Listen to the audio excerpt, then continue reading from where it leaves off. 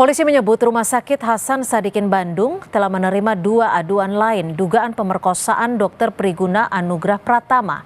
Bagaimana mencegah penyalahgunaan profesi dokter dan perlindungan terhadap pasien? Kami akan bahas bersama Guru Besar Psikologi sekaligus Wakil Rektor Bidang Akademik dan Kemahasiswaan Universitas Padjadjaran, Zahrotur Rusida Hiduan. Dan juga sudah bergabung bersama kami Yosepa Sri Suari, praktisi kepolisian yang juga mantan penyidik perempuan dan anak Polri. Selamat malam Ibu Sri, selamat malam Ibu Rosi, terima kasih sudah bergabung bersama kami di Sapa Indonesia Malam. Saya akan ke Bu Rosi. Ya, selamat malam. Saya akan ke Bu Rosi terlebih dahulu. Bu Rosi sebagai Wakil Rektor dari Universitas Padjadjaran, lalu bagaimana Universitas Padjadjaran dapat menindaklanjuti usai saat ini Kemenkes memoratorium PPDS anestesi khususnya di Rumah Sakit Hasan Sadikin Bandung? Baik, terima kasih atas undangannya. Jadi memang kami mendapatkan surat ya dari RSHS bahwa Kemenkes sudah memoratoriumkan selama 1 bulan untuk prodi terkait dan hanya di RSHS. Oleh karena itu, ini kami pakai momen ini untuk mengevaluasi seluruh proses pendidikan yang ada di PPDS di Universitas Padjadjaran. Jadi kami memang menggunakan momen ini untuk mengevaluasi kembali, kemudian juga kami sebagai institusi pendidikan tentu saja bertanggung jawab untuk pelaksanaan kelangsungan pendidikan dari teman-temannya ya. Jadi kan di RSHS itu ada beberapa orang gitu ya. Nah, kami memastikan bahwa mereka tetap bisa melanjutkan pendidikannya dengan mencarikan rumah sakit jejaring dan juga memasukkannya ke rumah sakit Unpad. Nah, memang besok kami akan bertemu dengan Direktur Rumah Sakit Hasan Sadikin dan juga fakultas gitu ya. Kita akan mendiskusikan bersama mengenai langkah ke depan karena memang kami bermitra dengan RSHS sehingga kita akan membuat keputusannya bersama. Gitu. Oke, artinya moratoriumnya itu dihentikan sementara selama 1 bulan ya untuk semua dokter PPDS? Tidak semua dokter PPDS, hanya prodi anestesi ya. Ada berapa orang itu saat ini? Kurang lebih itu ada sekitar 40-50 yang ada di RSS ya. Sehingga tugas kami adalah menyalurkan mahasiswa-mahasiswa tersebut untuk bisa melanjutkan pendidikannya karena mereka tidak bersalah ya. Karena mereka memang memiliki hak untuk melanjutkan pendidikan. Gitu. Karena jangan sampai juga mereka yang tidak bersalah, mereka yang menjalankan profesi profesionalnya ini secara serius, lalu terkena dampaknya ya, seperti itu ya Bu ya. Saya ke Ibu Sri, ini kan kasus yang bisa dikatakan tidak biasa, spesial dalam artian negatif adalah penyalahgunaan profesi dokter yang seharusnya dipercaya oleh pasien dan juga keluarga pasien tapi melakukan tindak pidana. Bagaimana Anda menganalisa kasus ini? Pertama, kasus ini kita harus memberi apresiasi kepada korban karena keberanian korban, keberanian keluarga korban, akhirnya kasus ini terungkap. Dengan terungkapnya kasus ini semakin memperjelas kepada kita bahwa profesi-profesi yang mulia itu menjadi kemasan yang empuk, kemasan yang bisa-bisa boleh terpilih, berlindungnya pelaku-pelaku seperti ini, predator-predator seksual. Lah, ini memberikan pelajaran kepada kita semua bahwa kekerasan seksual itu sesuatu yang sudah mengkhawatirkan, menumbuhkan awareness kita. Seorang dokter yang sedang sekolah, yang namanya orang sekolah tuh ada di dalam tekanan. Tapi kok masih bisa punya otak sekotor itu? Terlepas dari persoalan individu yang memiliki kelainan psikologis dan apapun, kita tetap menumbuhkan kewaspadaan sosial dalam lingkup sehingga lembaga pendidikan pun menaruh atensi pada hal ini. Apresiasi yang kedua adalah kepada rumah sakit. Rumah sakit dengan serta-merta memberikan respon yang sangat cepat sehingga kasus ini terungkap. Kasus perkosaan itu adalah termasuk kasus yang rentan atau yang ringkih terhadap pembuktian. Alat bukti bisa disita oleh kepolisian sebegitu banyak, itu adalah sesuatu yang luar biasa. Berarti lingkup TKP itu semua orang di dalamnya berperan. Ini penghargaan buat rumah sakit yang bersangkutan, ya. Sehingga polisi pun demikian. Jadi cepat juga caranya bertindak. Ya. Itu yang perlu kita beri apresiasi pertama. Yang kedua adalah ini menginformasikan pada kita bahwa profesi sebagai dokter yang dulu kita agung-agungkan sebagai pelindung, ternyata di tengah badai seperti ini berbeda. Profesi sebagai Ini kalau Anda profesi melihatnya yang salah yang mana? Terlepas dari subjeknya sendiri ya, pribadinya sendiri. Apakah diperlukan sebenarnya pengawasan secara berkala kepada setiap dokter? enggak, kita tidak bisa mencari siapa yang salah. Tapi kita apa hikmah yang bisa kita ambil dari kasus ini? Pertama adalah kewaspadaan sosial. Kalau kita punya kewaspadaan sosial, semua kita akan waspada. Rumah sakit waspada, sistem pendidikan waspada.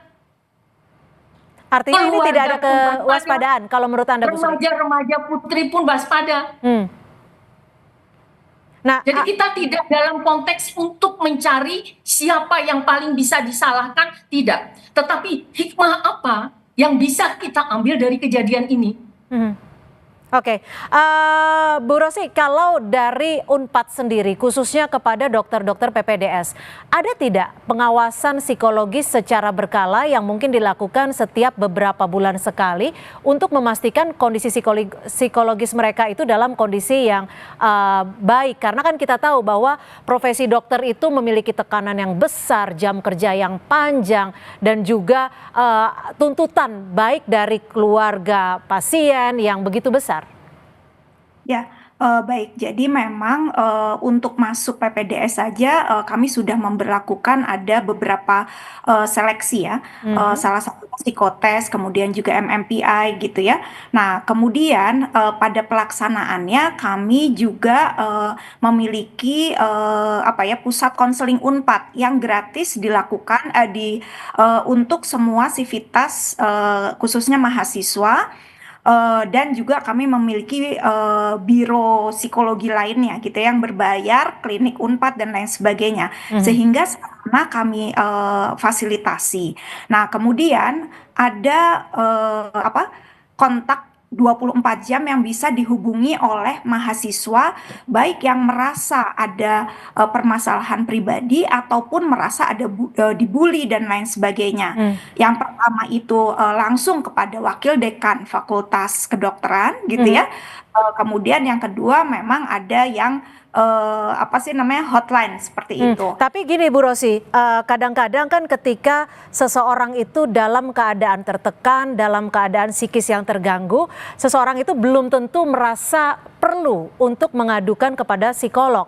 Apakah dari Unpad sendiri melakukan itu secara wajib berkala? Ya, jadi memang pada saat ini kami sudah melaksanakan screening kesehatan mental, tapi memang pada saat ini masih untuk mahasiswa S1 gitu ya. Nah, pada saat ini kami sedang mengembangkan yang pertama adalah screening tools yang lebih pas gitu ya, agar bisa untuk itu tadi ya, screening setiap misalnya setahun sekali, kemudian nanti kami akan melihat mana yang dia dalam kondisi merah atau kondisi hijau dan lain sebagainya gitu ya. Itu yang dalam pengembangan dan insya Allah di tahun ajaran yang baru itu sudah kita berikan kepada seluruh mahasiswa Unpad baik S1 maupun spesialis. Ya, Bu Sri, ini kan kalau dilihat dari kasus ini secara garis besar, pasien selalu dalam kondisi posisi yang lemah karena secara prosedur medis ilmu pengetahuannya mungkin tidak sama dengan dokter, tidak begitu paham. Bagaimana Anda melihat perlindungan pasien di Indonesia? Ya, ini membuktikan bahwa perlindungan pasien lemah. Nah, barangkali perlu dibangun sistem bahwa tidak ada orang yang boleh masuk ruang pasien hanya sendiri. Jadi itu menjadi bagian dari prosedur tetap. Tapi selama ini, selama saya sakit, saya pernah dioperasi, pernah opname, Tidak pernah itu satu orang masuk pasti ada dokter, pasti ada perawat. Ada perawat satu, mesti ada perawat lain. Ini kok bisa gini? Ini juga menjadi pertanyaan besar. Apakah kepandaian si pelaku mengemas sedemikian rupa melihat si korban dalam kondisi terpuruk secara psikologis, secara mental, ayahnya dalam kondisi kritis, atau bagaimana? Nah, ini penyidik yang tahu. Nanti di pengadilan akan terbuka. Nah, kami berharap. Oke, tapi kalau Anda melihat kasus ini jumlahnya akan bisa bertambah atau seperti apa? Saat ini ada 3 korban. Ini kasus di balik layar. Yang namanya kejahatan, bukti 1 terungkap, ada 2 yang melapor. Artinya apa?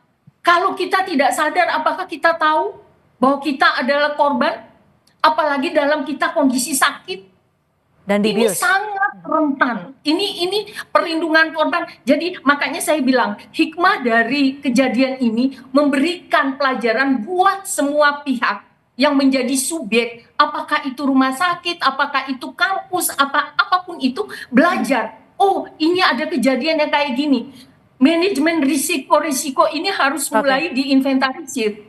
Bahwa perlindungan terhadap korban ternyata butuh effort lagi untuk, oh ini masuk nih risk baru. Ya. Bu Rosi, sejauh ini sudah berkoordinasi sejauh mana dengan Polri sendiri? Ya, jadi ketika tanggal 9 ya, sudah ada konferensi pers bersama antara Polda, kemudian RSHS dan Unpad. Jadi kami sudah koordinasi gitu ya.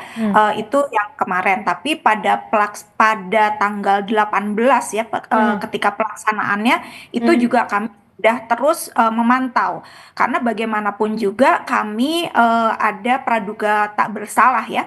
Jadi kami harus memastikan ketika membuat keputusan gitu ya, kami juga hati-hati walaupun kita tegas ya, kurang 24 jam kami sudah melakukan rapat ya, rapat dengan komite etik, kemudian surat langsung dikeluarkan untuk pemberhentian sementara itu pada tanggal 19-nya gitu ya. Jadi itu cepat sekali gitu. Langsung ada pembenahan sistem tidak, Ibu Rosi?